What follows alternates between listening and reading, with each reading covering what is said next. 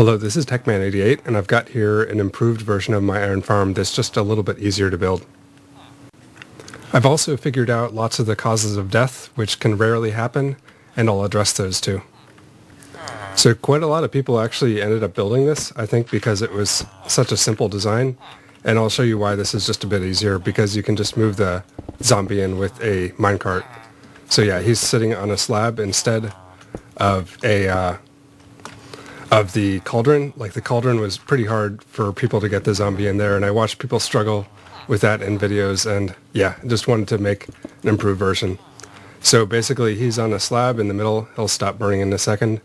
And I also moved these carpets back and also removed the trapdoor in front. And also, this is an improvement DocM came up with, is the trapdoor here. Actually, it wouldn't work without that trapdoor, so yeah, that allows the villagers to pathfind to the beds, to think they can get to the beds. So there's also a change added by DocM. I'm not sure why he added it. The trapdoors, the villagers stand in, the waterlogged trapdoors, and I've been told by people that that can actually end up with the villagers drowning. I really don't know why. It doesn't completely make sense. I've tested this farm in a tick warp for maybe a month total, and I haven't seen any loss of hit points in the villagers. I'm still using Pathfinding to get the iron golems towards the zombie quicker, or get them into the killing chamber, which would be down here. Of course, you can use water streams if you want.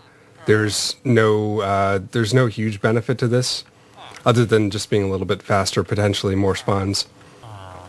Another thing I did is added a roof on top, and that's just to prevent the villagers from getting hit by lightning, which it actually has a pretty big range. I'll summon lightning bolt now. Yeah, so back here, this is 4 blocks away. He doesn't get changed into a witch, but 3 blocks away, yeah, he'll be switched to a witch, and that's not good. So when I developed the first version of this farm, carpet wasn't out for that version, so I pretty much had to guess on the spawning mechanics, and to actually do a long-term test, I'd have to spend a lot of time doing it. But yeah, now with carpet mod and tick warp, I can do it really quick. So I just ran about 380 minutes, a couple hours, and 725 ingots per hour is about what this gets. But there was one thing that I figured out, is that if an iron golem spawns over, say, on this side, it can prevent the iron golem spawn in the next attempt on the other side. So basically what can happen is the iron golem spawns over here, and it stays within that 16 block range of this set of villagers over here, and that can potentially cancel the spawning attempt on the other side. That is one thing to be concerned about, and it is an advantage of water streams. Like, if you had a water stream push the guys out to the side this way, then they would get away from the other side a little bit quicker. But when I did an actual test of this, I only got about 0.5% improvement in rates, or maybe it was 5%. I don't remember. But I think this design right here is actually pretty nice. I think it looks pretty good, and it's reasonably fast. Covers most of the spawning attempts. So here's a couple different designs for a spawning platform for the golems. This one is really small, but this is actually about 80% efficient, about 80% as efficient as this one, the huge one. And that's because it does 10 spawning attempts for each iron golem. So as you go bigger, you're getting diminishing returns. So I would just basically do a size that you're comfortable with, or a shape that you're comfortable with. Yeah, so you have quite a lot of freedom here, maybe more freedom than you do with a water stream. This over here, of course, is a water stream. I think it looks worse, basically, because you need fence gates, and, well, you can use other things, but regardless, you do need the water, and that's just more stuff to set up, and it doesn't work in structure blocks as well. But I did find this does get a slight improved rate, because you're moving the iron golems. When they spawn, you're moving them away from the other villagers on the other side, and that prevents the double inefficiency that can occasionally happen. So this is my survival build, and I just wanted to show this to show the killing chamber, which is another important consideration. So I have them dropping from block number 77 down to 54. So that's a good 20 blocks away from the top to bottom. And that's just to get absolutely sure that the iron golems are out of the way and they won't be affecting the next set of spawns. The actual killing chamber down here is basically this sign trick where you can put a sign in the middle, then stick signs off of that, then more signs off of that.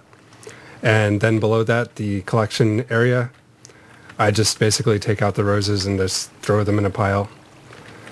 Yeah, and of course I've got a lot of iron so far from it. So on the roof design, you do have a lot of options again. The main reason for the roof is to prevent lightning strikes from hitting these villagers. So yeah, like a lightning strike, if it actually hits up here, it will actually convert the villagers. So you want to make sure that every block of the farm down there has a piece of glass above it. And this is, let's see, 1, 2, 3, 3 spaces of air. And yeah, so I can just tear this down a little bit, trim it down, make it maybe look a little bit better. So just related to that, about how close you want to space these. So basically you want to look at this villager and you want to count 17 blocks out, and that's going to be the start of this platform. So let's see, that's 1, 2, 3, 4, 14, 15, 16, and maybe another 17th for good measure. Then let's see, it'll be 2 more blocks is where the next roof is going to start. So the spacing is actually quite huge between these, just to guarantee no interference. I said in my last video that you want them about 11 blocks away from each other, and you will get decent rates, but to actually have them completely independent from each other, you're going to want to be like this 20 or even maybe 25 blocks away, or just build them in separate parts entirely. So the same thing also applies if you're building these vertically, stacking them vertically, is the villagers are actually going to check in a box all the way down to here. So like a box like this wide at about this height. So I have these at, let's see, looking at block number 40, and the beds are at 41, so the villagers are about 41. And then near the top of this, where the golems will be spawning, this is at 23. So that's a nice, good spacing. I would always leave a couple extra blocks if you're going to go big like this. But I don't think you need to build too many of these. In fact, I think even a double version is a little bit overkill. It's equivalent to a pretty big iron farm in 1.13 or below, like a 30 village iron farm or something. So I've talked a lot about this huge bounding box that the villagers check for iron golems, and I just wanted to visualize it right here with some stained glass. So yeah, it's a 32 cubed, you know what I mean. And that causes all the interference between the iron golem spawning. Just out of curiosity, I was trying to find the theoretical fastest rate that you could make this if there's no interference. So I just ran one side, I did a tick warp again, got a count, and it's about 400 iron per hour, or 410. So that means that a design like this, where you're getting about 720 iron per hour, this is about 90% efficient of the theoretical maximum. So you may have noticed I keep changing around the design as I've been doing this video, and this is actually something I did when I built it in survival. It's not really a big deal. The only thing you would have to be concerned about is making sure the iron golem doesn't get over to the zombie, because he'll destroy him in one hit or two hits. So yeah, if you accidentally put a couple too many blocks out here and the iron golems are not seeing the zombie, then you can easily just come in and remove them.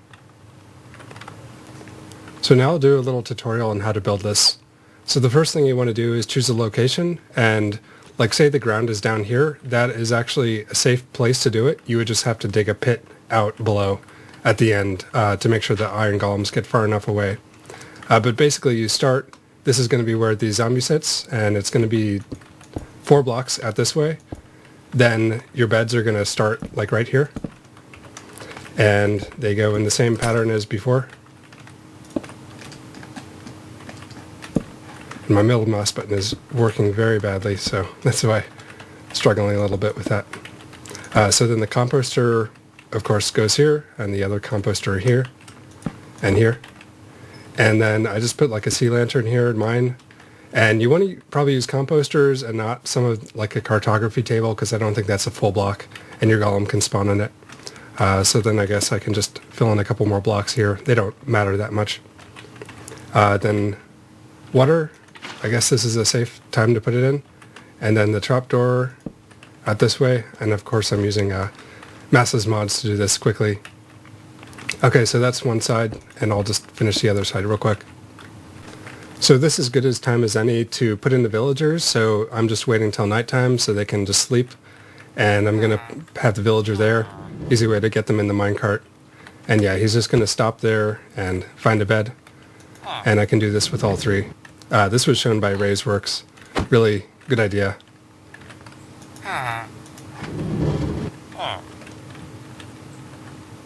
And yeah, he's just stepping onto that block right here. And then when you're done with all this, you want to make sure all these blocks are gone so that these guys, the only place they can wake up is inside that little water thing.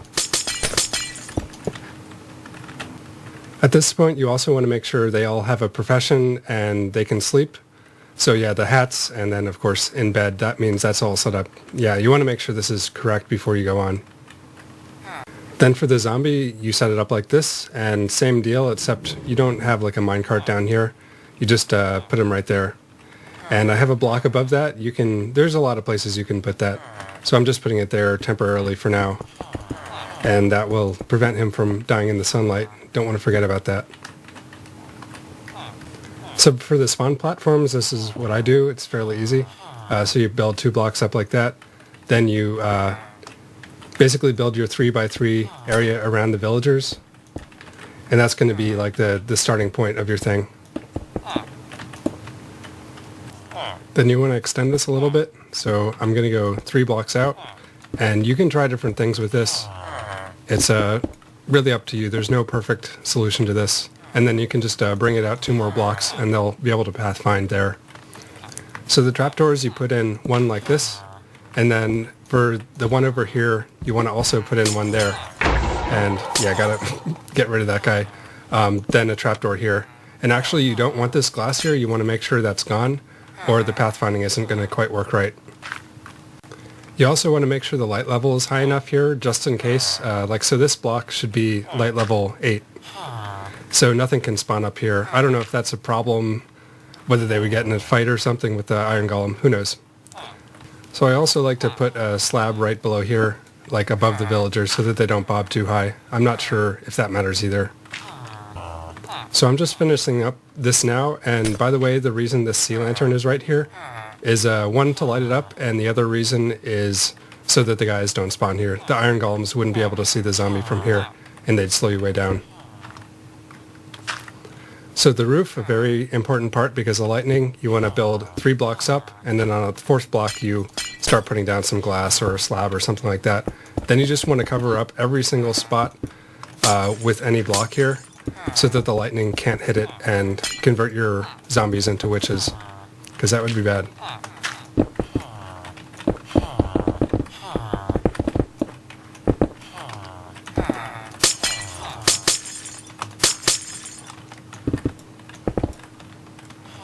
And I think it's smart just to cover up the entire platform, not play any games here. Don't take any unnecessary risks. So I wanted to confirm exactly how high you would have to have this above spawnable spaces like the ground. And yeah, what I found is about 7 blocks, so that's 3, 4, 5, 6, 7. And then they're kind of wobbling up here. And yeah, that guy just went on that block. This is actually a good opportunity to show one other potential problem. Sometimes these guys won't grab their profession after one of the guys dies. So if you want to break the composters and replace them, this is one way to do it. Just place the half slabs on top of that. Then, yeah, just like that. So I'd probably just have those anyway. And I'll just break all 3. And the beds, if you want to make sure about those, you can always break and replace them as well.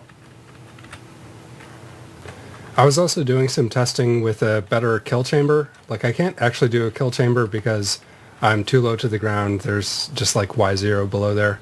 The void can't build in it. So I thought this would look like a cool design. Just have these 2 drop chutes for the iron golems to go down. And by the way, if you have any problems on a design like this, if you want to try it, you can force the iron golems to pathfind straight in. So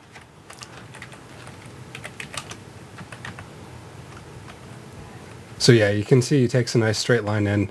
Sometimes the problem in the designs that I was working on would be that they don't take a straight path, and they would just kind of fall over to the side. Let me try it again on this side. So yeah, I don't think you actually need the blocks here to like kind of force it to go around this way, which also, by the way, they don't block the vision of the iron golem to the zombie, so it will still work. And just a little bit more on stylizing this, you have probably more options that you might realize. You just need to make sure there's no spawnable spaces, so basically any solid block like this with a full top.